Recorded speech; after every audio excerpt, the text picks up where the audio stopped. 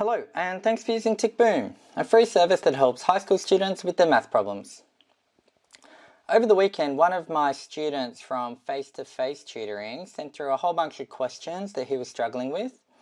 And in this video, I want to work through one of those questions, not necessarily because it was particularly difficult, but because I think I understand why the student was struggling with this question. And I think it might be something that many students might struggle with. And it's this question 8b that we see here. And question 8b says, given fx equals the absolute value of x for x less than or equal to 1, or x cubed for x greater than 1 and less than or equal to 3, or 36 minus x squared for x greater than 3. Given that, we're asked to then evaluate f of negative 2 plus f of 3 minus f of 5. And at the end of the day, the mechanics that you need to do, the actual calculations to perform this question are very simple. As you see when I work through it, it's a very straightforward task. But I think where students might struggle with a question like this is the piecewise, I guess, formatting of the way this function is expressed. So unlike other functions, this function is broken up into parts, and the particular expression that we evaluate depends on the particular value of x that we're looking at. So you may notice here in this screenshot in question 8a, my student doesn't have any trouble with taking a function and then inserting a particular value to evaluate it. So clearly that's definitely within their skill set and their what they understand. So clearly it's just this piecewise element that is causing the difficulty. And admittedly, the formatting of this question certainly hasn't helped. Whoever actually created this in Word or whatever program they were using, they maybe need a bit of work on doing that a bit better, because the layout is just really unhelpful. I mean, you could even argue it's ambiguous. I think a student, if they were sitting this on an exam, would be well within their rights to argue that, for example, the second expression might be x cubed for x greater than 1 and less than or equal to 336. And then the third expression might be negative x squared for x greater than 3. You know, like it kind of looks like that. I don't think that is what it's saying. I'm pretty sure it's x less than or equal to 3 and then x greater than 3, obviously, so that the domains all kind of line up and connect. But, you know, there is a potential ambiguity there. It doesn't look very neat and clear. But in any case, I'll kind of work through how you would tackle this, because I think once you kind of get past the notation and what you're dealing with, it is a very straightforward question.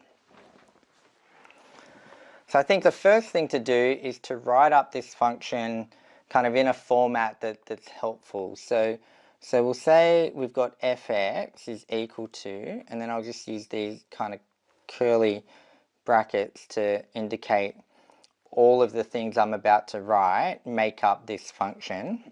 So we're going to have the absolute value of x for x less than or equal to 1. We're going to have x cubed for x greater than 1 and less than or equal to 3.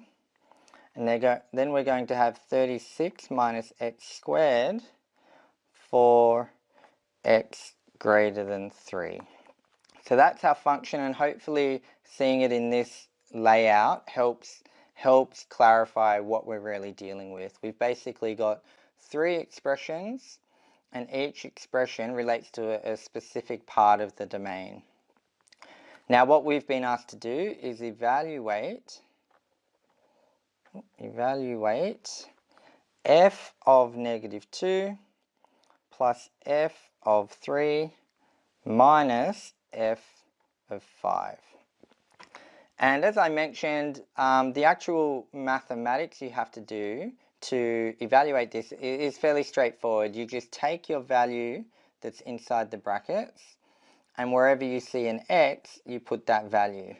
Now the only difference between what we've got here And what you'd normally do is we have to work out which of these expressions is relevant.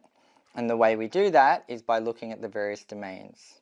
So, for example, with this first component, our x value is essentially -2. So if I look at all these domains, -2 relates to this first domain because -2 is less than or equal to 1. So that means we're going to have this first expression. So f of -2 would be the absolute value, and wherever you see an x, you just put the x value, so -2. Then for 3, f of 3, which of these domains relates to 3? It's kind of on the cusp of these two, but it's this second one that has the less than or equal to. So it's going to be this second one. So again, wherever we see an x, we'll just put a 3. So this will be 3 cubed minus, and then 5 is greater than 3. So we're in this last expression. Just need to be careful with this negative out the front. So I'm just going to put a bracket, and it'll be 36 minus 5 squared. And now what we have to do is evaluate each of these individual components, and then we'll end up with our solution. So the absolute value of -2 is just 2, because the absolute value operates to either make a negative a positive, or if it's already positive, you just leave it. So that's easy enough. 3 cubed would be 3 times 3 times 3. So 3 times 3 is 9, times 3 is 27. And then 5 squared is 25. So 36 minus 25 is 11. So this would be minus 11. And then we can evaluate this. 2 plus 27 is 29. Minus 11 would be 18. Alright, so that's how you do that question. As you can see, the actual mathematics, the mechanics of the calculation is very straightforward. I think the challenge that some students may face is understanding this notation. And a lot of mathematics can be like that. I mean, mathematics is, in a way, its own language with its own alphabet or its own way of representing things. And a lot of what students may struggle with is when they're dealing with new types of notation for the first time. Because as you can see, this mathematics isn't anything particularly difficult. It's probably not harder than what many students have already encountered before. But it may be that they just don't understand what they're seeing because they're still trying to get used to the way it's being represented. So hopefully after seeing this, you get a bit more confidence with dealing with piecewise functions. And I think the key to it is just realizing that it's really no different to ordinary functions. It's the same kind of mechanics. You're just taking a value of x and throwing it in. The only extra step we have now is you have to pick the particular expression that's relevant based on the domain. So hopefully that all made sense. If you found this explanation helpful, please be sure to give the video a like. And if you're someone who wants to keep their finger on the pulse with the kinds of questions that other students are struggling with, please be sure to subscribe to my channel so that you can stay in the loop. Alright, tick boom.